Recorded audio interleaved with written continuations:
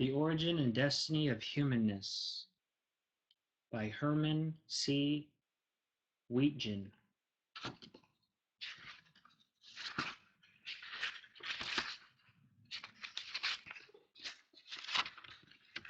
Forward. This interpretation of the first gospel attempts to reconstitute the coherence of Matthew's literary composition and to retrieve a sense of its meaning as a whole. It is concerned with the individual parts and pieces only in so far as they contribute to the unity of its thought. It is hoped that this literary critical approach, utilizing the historical critical tools that biblical scholarship has devised, will throw a little more light on this complex writing of the first century, and at the same time present some new insight into the problematic self-understanding of Christian identity in this final quarter of our 20th century.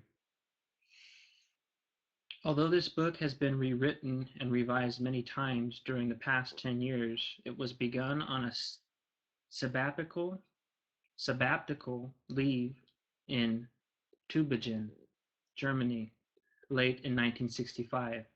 It is not easy to let it go to print. There is still more work to be done in research and reflection, more maturity to be gained in insight and judgment. Nevertheless, it is time for critical response, and therefore the risk of publishing it must be taken. The introduction, which concentrates on imperative and methodological problems, may be passed temporarily and read after the rest of the book has been digested. Chapter 2 focuses on hermeneutical matters only initially and then quickly moves into an attempt to reconstruct the setting in for which the gospel was composed. The remaining chapters reflect the literary framework of the gospel as it is construed by the interpreter. An effort has been made to avoid sexist language and to speak as inclusively as possible when possessive pronoun for God is necessary. A combination of his, her is used. The phrases the son of the human being and the human being are substituted for the son of man. What it has been possible to achieve here is to be attributed to help, challenge, and inspiration of many human beings, my teachers, my students, my friends, my colleagues, and most of all, my wife and our children. I am thankful for my father-in-law, Harry C. Struck, for his proofreading work. A special debt of gratitude is owed to Mrs. Thelma First for her indispensable role in typing and retyping the manuscript, and by her great assistance, patience, and personal interest in facilitating the preparation for the publisher.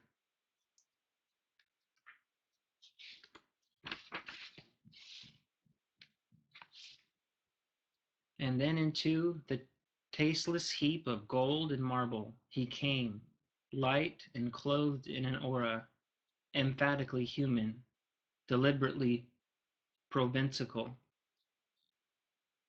Galilean. And at that moment, gods and nations ceased to be, and man came into being. Dr. Zhivago by Boris Pasternak.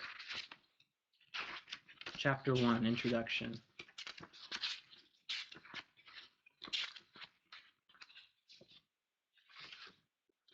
The unusual similarity between the Gospel of the New Testament, especially the first three, the synoptics, makes it seem logical to interpret them in relation to each other.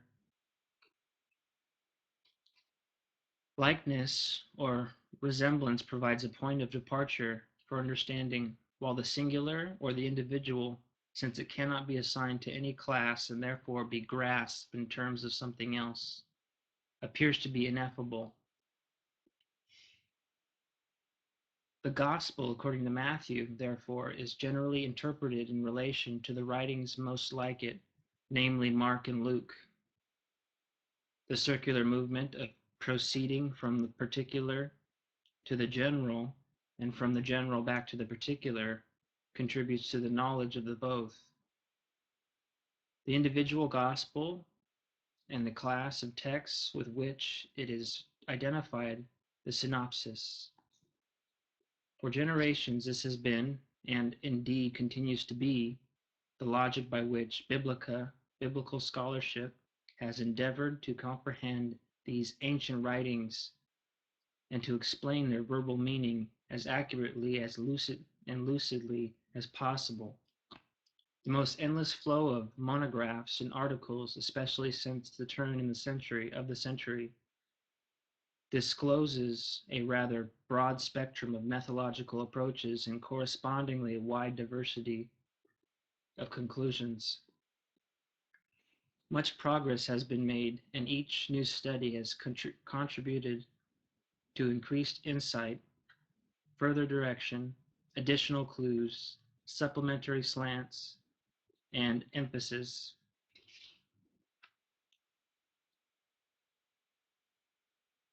Emphases. At the same time, new tools have been developed and standardized, but they have not always fulfilled original expectations, and the search for other and perhaps superior instruments and interpretation continues to be pressed. After source criticism had exhausted the possibilities from criticism,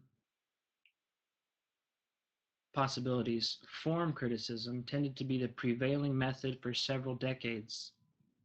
More recent research, however, has been dominated by its derived coordinate.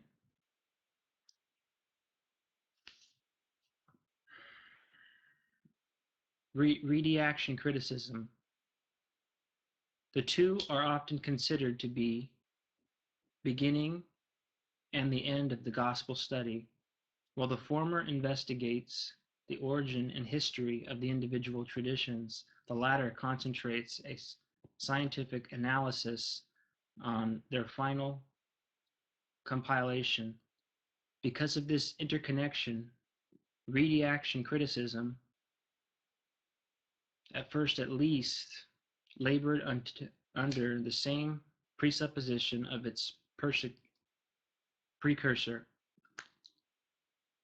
The Gospels are to be considered as collections of tradition bound into coherent presentations by means of reaction. They constitute the culminating stage of continuous process of transmission which originated in the formation of oral units of tradition. Assembling and editing the collected material encompasses the work of the evangelists, but were already carried on before the fixation of oral tradition in writing. The evangelists and their writings therefore belong to the history of editorial work.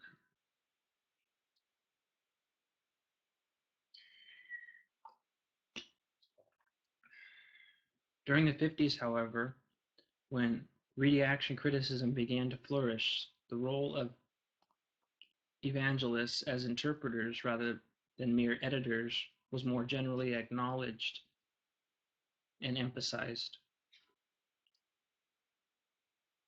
Reaction involves revision, and revision is based on interpretation. The gospel writers are not only transmitters of traditional material, but also its oldest exegetes.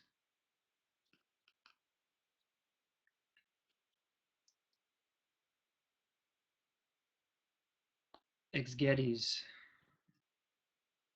In giving a particular story or saying a new meaning, they establish themselves as theologians who, in author-like fashion, choose arranged and altered tradition. Working hand in hand with historical criticism, reaction criticism, attempts to rediscover the concrete life situation of a gospel by analyzing the distinctive features of the evangelist's editorial alterations and then proceeding to interpret the gospel as a whole according to the conclusions that have been drawn. This circular hermeneutical process, which moves from the gospel, or at least parts of it, to a historical setting and subsequently back to the gospel, has been only partly successful in illuminating verbal meaning by locking a gospel into its original context. The search for the appropriate intrinsic genres or types of meaning is conveniently narrowed in order to make the language game that is being played more easily recovered. But the givens of a situation do not determine verbal meaning. The conventions and traditions which the speaker relies on are not directly given by milieu. We may know from the milieu what conventions are available to him, but ones he chooses to rely on are construed by us for utterance. Yet it is usually never complete utterance of the evangelist that is analyzed by reaction criticism in order to interpret verbal meaning of the gospel. Analysis is focused on circumscribed part, and the derived results are generalized to correlation with other parts or the whole. Moreover, there is no indication that a prior comprehension of the gospel as a whole has governed the selection of those texts that have been used to elicit what is considered to be the main thrust of the book. The reaction critical studies of Matthew have been published so far labor to be scientifically correct and objective, but nevertheless lapse into subjectivity by their discriminating choices of texts. Different parts of the gospel are regarded to be pivotal for grasping the communication as a whole, but there is little agreement as to what they are.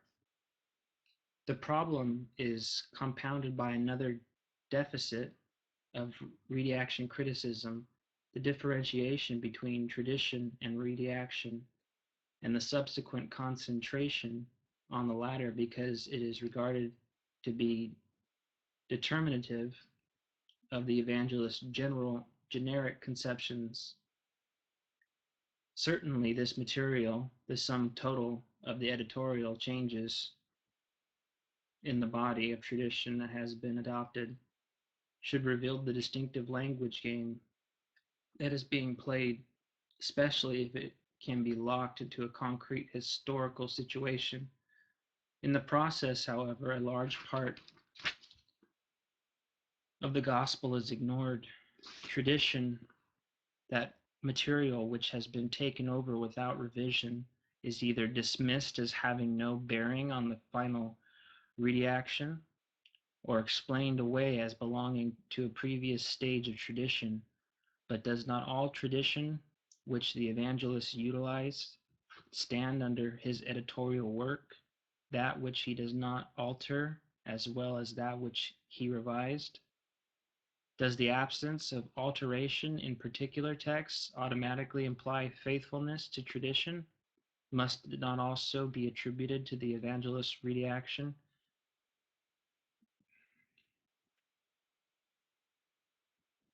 By the very fact of its inclusion?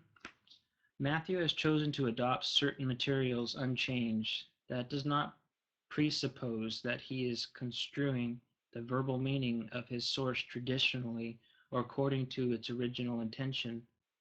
On the one hand, it's questionable whether an arbitrary transmission of tradition without accompanying interpretation took place in early Christianity. On the other hand, any shift from one ethnic or socioeconomic context to another necessitates a new construction of meaning, even if particular text is appropriated without revision. Its intrinsic type of meaning may be apprehended by the borrowing evangelists, but its utilization in a new literary context aimed at a new life situation generates some kind of change in verbal meaning. Redaction criticism seems to be especially guilty of methodological confusion in this sphere of its literary critical enterprise. The evangelists are acknowledged to be interpreters of tradition and therefore also theologians. Their compositions are researched for recovery of their theological ideas in relation to their specific life situations, yet their literary technique and the literary integrity of their work are often denigrated because of apparent unresolved contradictions between the tradition they simply adopt and the tradition they adapted by reaction. These incongruities and inconsistencies are attributed by the carelessness of popular journalism or to the weight of previous stage of tradition which the evangelists were unable to overcome in order to produce a successful integrated composition.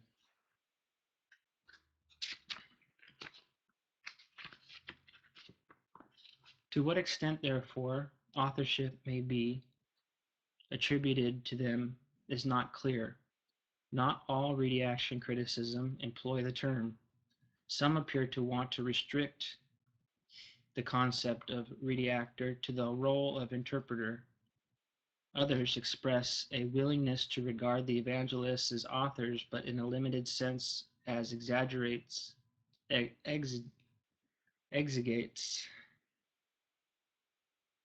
who may originate new generic conceptions but continue to remain in the history of tradition in their employment of literary form. A few appraise the redactional work of the evangelists as authorship in its own right, in as far as it brings about a discontinuity in the handing down of tradition, that is, by the personal creation of a literary framework. So stop it now.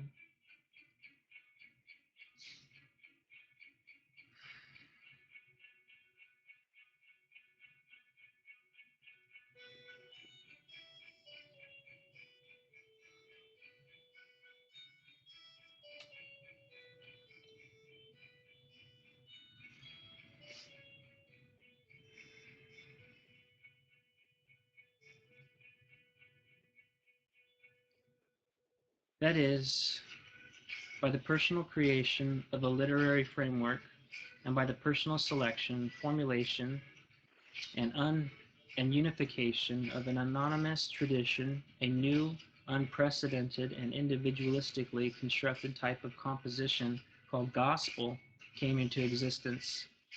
Since authorship, however, is understood relatively according to the degree of originality, Matthew and Luke, who adopted Mark's innovative outline to one extent or another, do not have equal stature as authors.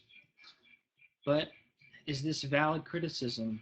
Originality and success in literary construction, coherence in verbal meaning are matters related to authorial intention as it is linked to the concrete circumstances of time and place.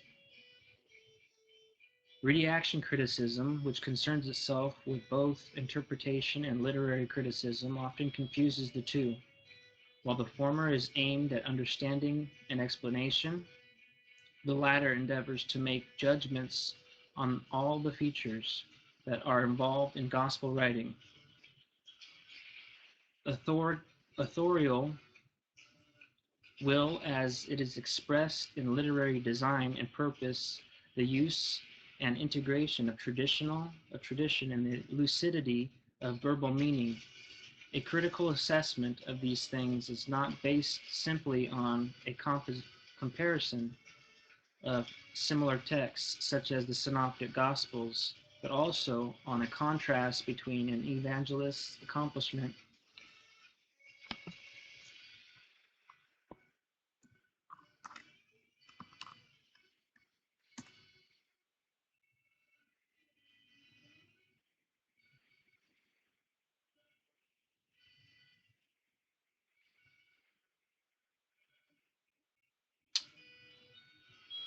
and his aim or intention. Literary critical judgments do affect interpretation.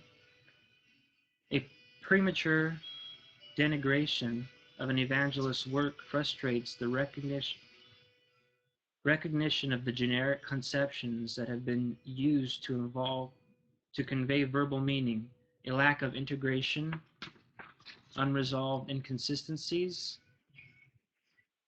or a leftover surplus which have surfaced through reactional critical analysis may be indicative of a basic failure to recover the distinctive types of meaning which the evangelist employed, not necessarily the authorial incompetence or inadequacy of the evangelist himself.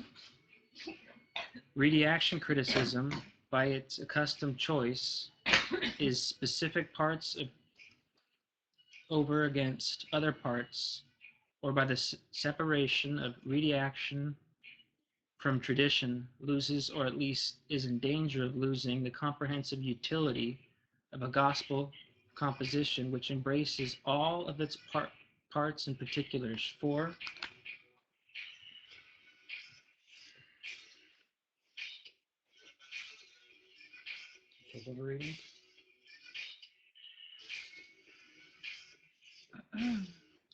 A part is never a means to another part which is the end, unless in the organistic sense that is all parts and the whole are reciprocally ends and means, the heart, the head, and the hand.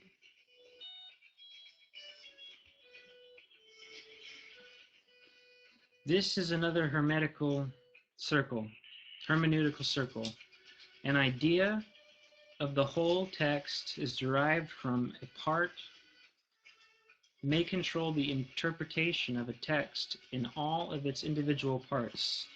If, however, the one cannot be unified by the other, if a literary coherence cannot be established by the generic conception of the whole with which the interpreter has worked may be wrong and must therefore be discarded, a search for the appropriate intrinsic types of meaning must be pressed until the whole can be understood in its parts and the parts through the whole.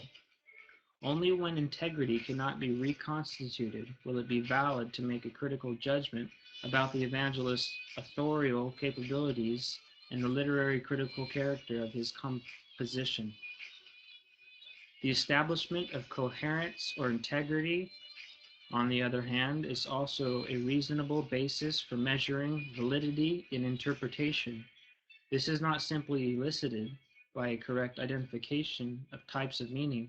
The correct determination of implications is a crucial element in the task of discriminating a valid from an invalid interpretation. Here is still another hermeneutical circle, for the correct drawing of implications depends upon a correct guess about the type. In this respect, a gospel is like an iceberg. The vocabulary, grammar, syntaxical patterns, formulas, etc., are but the empirically discernible tip beneath which the intrinsic types of meaning and their attendant implications exist, by which they are conveyed to the reader. The identification of the types that have consciously been selected by the evangelist also involves ferreting out as far as possible the properties which belong to them. Yet because an author cannot be aware of all the implications which attend a particular type, aspects of meaning may be surfaced which were not consciously intended. For there is the problem of the role of unconscious in the process of composition. There is new the new possibility of the author having written better than he knew. There is even the matter of the happy accident.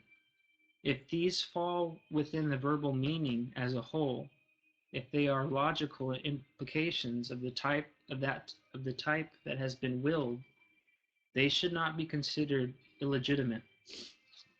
Are there any special rules or principles which apply to the interpretation of the Gospel according to Matthew?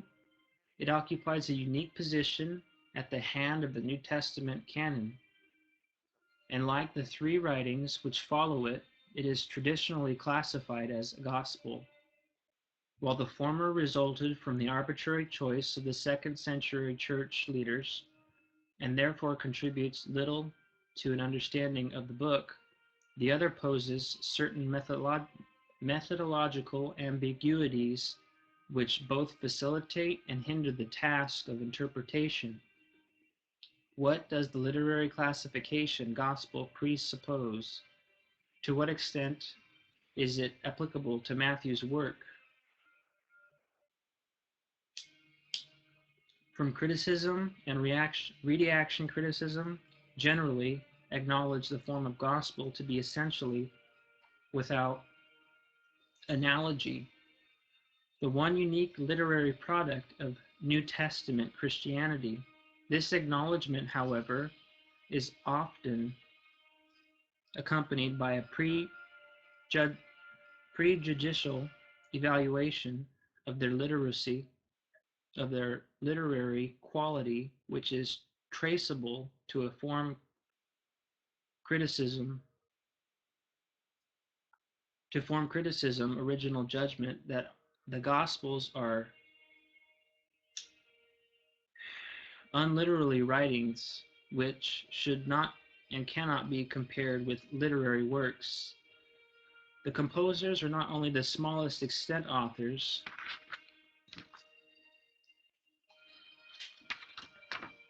St. Luke more than other synoptics, thereby it can be estimated in how lowly a degree, after all, St. Mark and St. Matthew may pass as authors. They do not command the cultivated techniques of composition necessary for grand literature, nor let the personalities of their author appear. Even when personal and individualistic authorship has been acknowledged by reaction critics, it has been observed above a relative distinction according primarily to Mark, or has been restricted to theological rather than literary expression of creativity.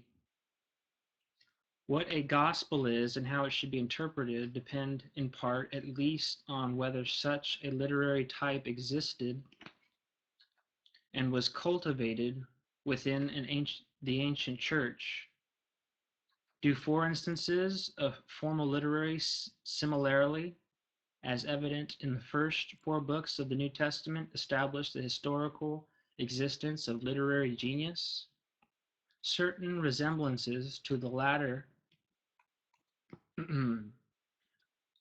apocryphal gospel are evident, but the differences seem so predominant, at least in relation to those that are more or less preserved in their entirety, that the continuity between them may be limited transference of tradition without an accompanying transmission of form.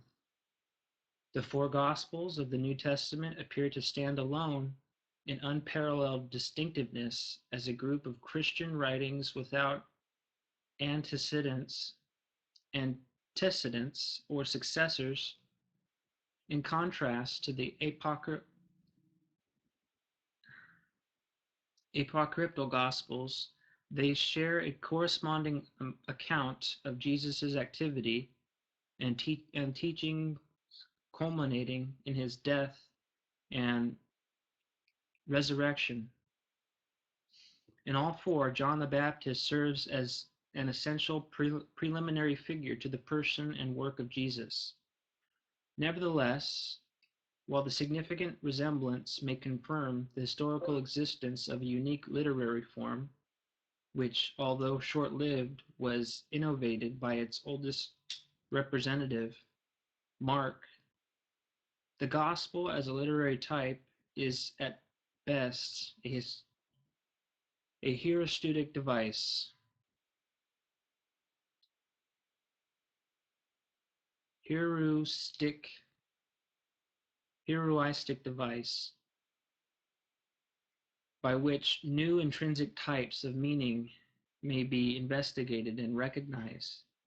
Matthew, who reproduced more than 600 of Mark's 661 verses, along with its general outline of Jesus' career, has given his literary composition a character and structure that are particularly its own. This book of origin possesses an originality of conception and purpose which was generated by the author's consummate interaction with a singular set of social religious circumstances. The aims and norms of a text are determined not by the category we happen to place it in, but by the aims and norms with which the author entertained and under the broadest conception of communicability managed to convey. So while it may be true that the individual or the singular is ineffable and must be apprehended in terms of class of genus to which it can be assigned at least provisionally, Matthew's gospel must finally be interpreted in and for itself. Historical criticism, reinforced by sociology and social theory, will narrow the possible intrinsic types of meaning utilized by the evangelists by locating very concretely the cultural context of the composition. Reaction criticism will be useful, if not indispensable, in recovering the evangelist's intention through analysis of the text's discernible authorial revision. Finally, a literary critical approach which makes use of all this data and investigates the text historically as an integrated composition in which all the parts are interconnected by intrinsic types of meaning employed by the evangelist, should be able to reconstitute the comprehensive unity of the book and the verbal meaning it was intended to convey. In such unity between the parts and between the whole can be established if the implications of the intrinsic genres which have been used can be construed in such a way as to resolve the apparent contradictions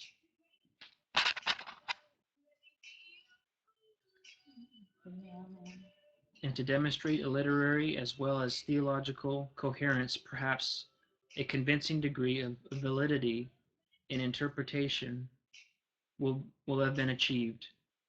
The richness of this text will, of course, not be exhausted by any such attempt, but the probability of the right direction for further study may be established. Chapter 1.